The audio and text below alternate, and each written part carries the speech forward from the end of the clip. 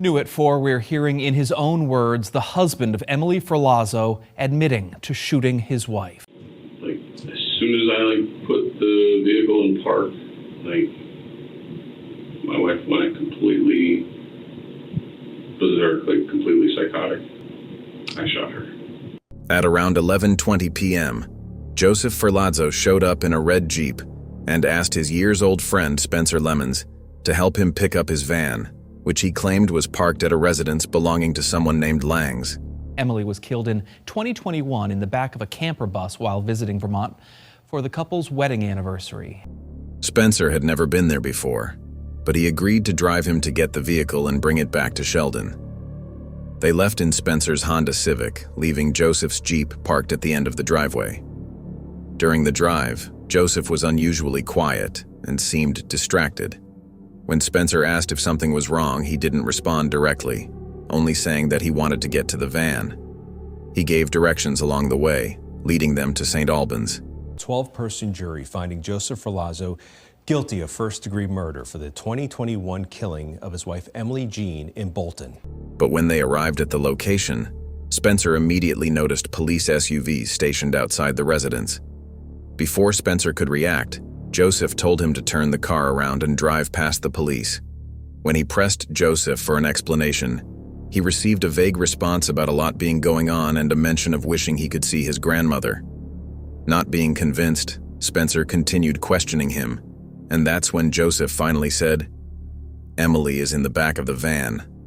Spencer immediately asked if she was alive, and Joseph replied, "No." Shocked, he asked, "Did you hurt her?" And Joseph simply said, "Yes." Emily Ferlazzo, aged 22, was a registered nurse who married tattoo artist Joseph Ferlazzo in October 2020. He was her tattoo artist as well, and that was where their love started to bloom. You've admitted that you lied on multiple occasions over the course of the weekend, right? Right. However, things weren't so perfect, as Emily's family observed instances of physical abuse, noting scratches and bruises on her. But Emily was still in love, and she never blamed her husband. Joseph and Emily had planned their first anniversary trip to Vermont in their camper van, which they had converted from a bus. After a few days, Joseph alone returned to Emily's house, and when asked about Emily, he said that they had had an argument after which she left him. Concerned, the family reported her missing, unaware of the horrors they were going to encounter. Do you remember the things you've already testified that you lied to your sister, you lied to the Langs? Yes. Any other lies that you remember telling? When Vermont State Police called Joseph to ask about Emily's disappearance, he claimed she had gone missing in Bolton. He also lied about the location of their camper van, saying it was in a repair shop. However, investigators soon found the vehicle abandoned in St. Albans. If Joseph believed that Emily had gone missing, why did he lie about his vehicle? On the anniversary trip, the couple drove up from New Hampshire on the evening of October 15, 2021, parking at a condominium complex near Bolton Valley Ski Resort. That evening, they engaged in an altercation, and during the fight, Emily told Joseph she no longer wanted to be with him. Eventually, she laid down on the bed, while Joseph stayed up, stewing in anger. At some point, he became enraged, jumped on top of her, and placed the throw pillow over her head. Right before he pulled the trigger, Emily reportedly said something to him, but it did not stop him from shooting her twice.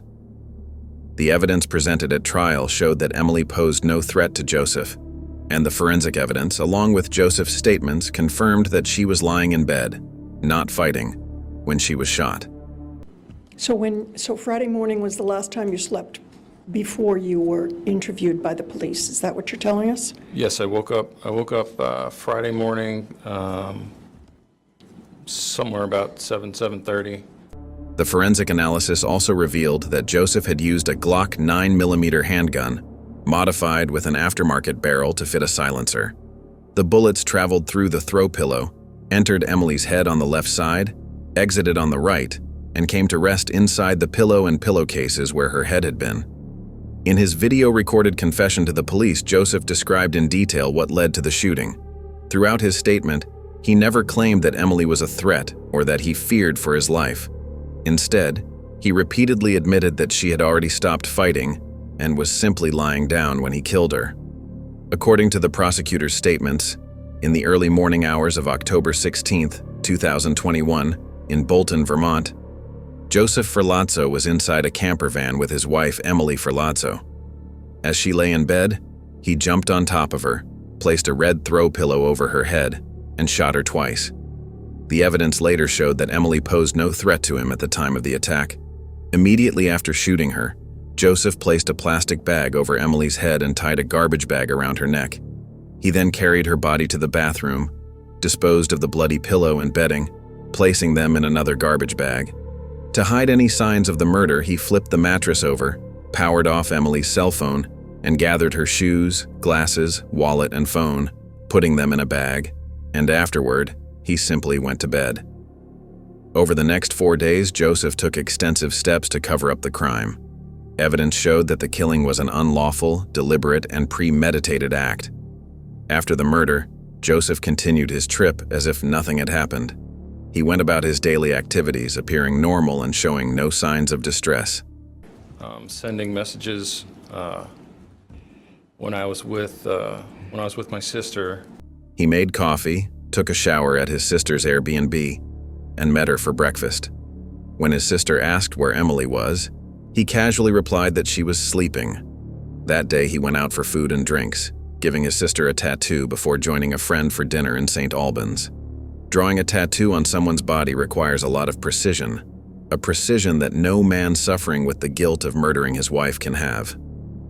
The next day, he met his sister again for brunch in Burlington and later attended a bonfire, where an off-duty police officer observed him acting normal and even using a marijuana bong. Later on, he dismembered her body using a serrated handsaw and placed the remains into trash bags. His goal was to transport them into the woods and discard them. However, to do this, he needed his Jeep, which was back in New Hampshire, so he rode his motorcycle 3 hours to his in-laws' home to retrieve it.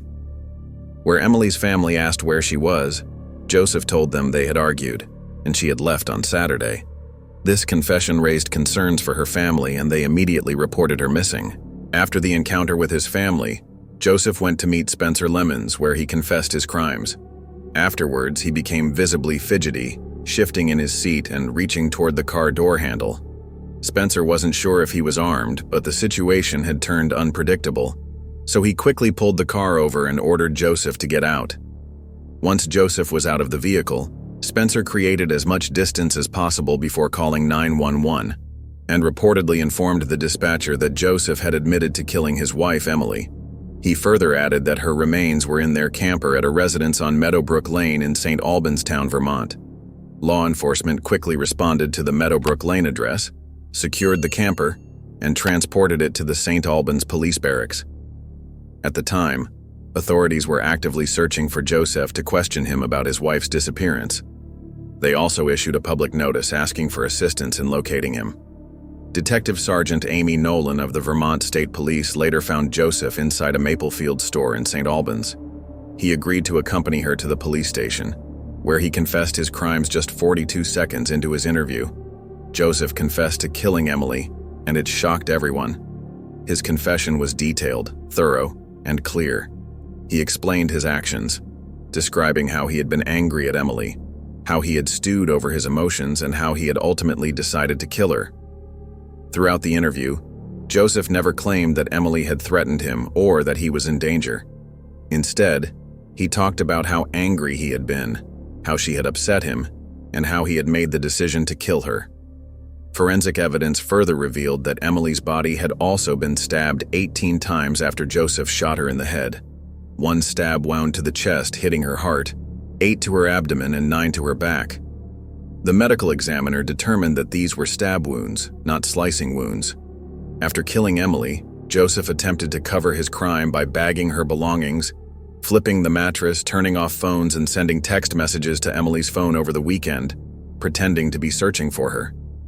On day 1 of the trial, December 6, 2024, opening statements were delivered by both the prosecution and the defense. Prosecutors argued that Joseph Ferlazzo's actions were premeditated, highlighting that he jumped on top of his wife, placed a pillow over her head, and shot her twice along with stabbing her 18 times. They asserted that the case was driven by ego and Joseph's belief that he could outsmart law enforcement. In contrast, defense attorney Margaret Jansch claimed that Joseph acted in self-defense, stating that Emily had been violent toward him and had threatened him with a gun, allegedly saying, "That's it, you're dead," before he shot her. Witnesses called included Spencer Lemons, who testified that Joseph admitted to the murder, and Emily's mother, Adrienne Bass, who last communicated with her daughter on October 15, 2021. The only thing that could make it better really is to have my daughter back in my arms and alive and breathing and singing and loving life the way that she was. Joseph's sister also testified, stating that she did not hear gunfire on the night of the shooting, and that she was reluctant to appear in court. On day 2 of the trial, December 9, 2024, Detective Amy Nolan described the discovery of Emily's remains in the couple's camper, where investigators found 8 garbage bags containing dismembered body parts, along with a red throw pillow and blood-stained bedding. Crime scene photos showed no injuries or bruises on Joseph, contradicting his claim that Emily had physically attacked him before the shooting. Investigators also recovered Emily's engagement ring in a cup holder, covered in a reddish-brown substance. Meanwhile, prosecutors revealed that despite expressing remorse, Joseph sent multiple text messages and made phone calls pretending to search for Emily in an attempt to cover up his crime. On day 3 of the trial, December 10, 2024, the medical examiner testified that Emily had been shot twice in the head and stabbed 18 times post-mortem. Investigators found a knife with reddish-brown stains inside the camper's butcher block, which further solidified the prosecution's case. Do you remember cutting her up? I have one flash of memory where I cut into her leg with a knife. Additional evidence included a fired bullet embedded with fabric from the red throw pillow, confirming that the pillow was used during the shooting. Furthermore, phone records indicated that Joseph's movements matched his statements to police. On day 4 of the trial, December 11, 2024, Joseph Ferlazzo took the stand in his own defense. He described his troubled marriage, explaining that he wanted a polyamorous relationship while Emily did not, which led to frequent arguments and physical altercations. According to his testimony, Emily had given him black eyes and scratches and had struck him in the neck and head. Despite these tensions, they proceeded with their anniversary trip to Bolton, where he claimed Emily was quiet and angry throughout. During their first night in the camper, he attempted to get into bed with her, but she allegedly swung at him. In response, Joseph claimed he swatted her with a throw pillow and told her to stop hitting him. He testified that at that moment, Emily reached for a gun under her pillow, declaring, "That's it, you're dead," and he instinctively fired his own gun in fear for his life. After the shooting, Joseph claimed that he stayed awake the entire night, sitting with Emily's body. The next morning, he made a pot of coffee and went to breakfast with his sister and her partner, describing his mental state as surreal and dizzying. Later that night, he returned to the camper, once again staying awake and talking to Emily's body.